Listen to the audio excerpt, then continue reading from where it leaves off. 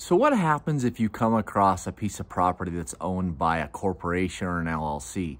Understand that someone usually is going to own a property within a company, like a limited liability company or like a corporation, an S Corp, a C Corp, because they could have done it for liability reasons to limit their risk or their exposure with owning that dirt personally. Or it could be that it's a part of their business model. They have a plan for the property. It could be that they're a land bank company, that they've owned the property for a long time, they've land banked it, and they're willing to sell it to someone like yourself that's willing to pay development values.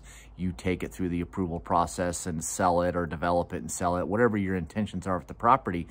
But understand, I don't have a lot of personal experience buying from companies because a lot of times when a property is owned by a company, I can't bring much value to the deal. Remember, we're in the value add business. We're in the business of taking a piece of raw land that has development potential and turning it into an approved development. And a lot of times if it's owned by a company, they might have those same intentions. But I don't want to discourage you from pursuing the property, because for all you know, it'll work out. I can't think of specific deals that we've bought that were owned by a company, but I'm not going to say since 2002 we haven't bought a few, because I would guess we probably have. But how do you make contact with that company? Well, you need to be resourceful, right? You need to dig around and find out who are the members or who are the owners of those companies and figure out how to get a hold of the owner. That would be what I would suggest you do.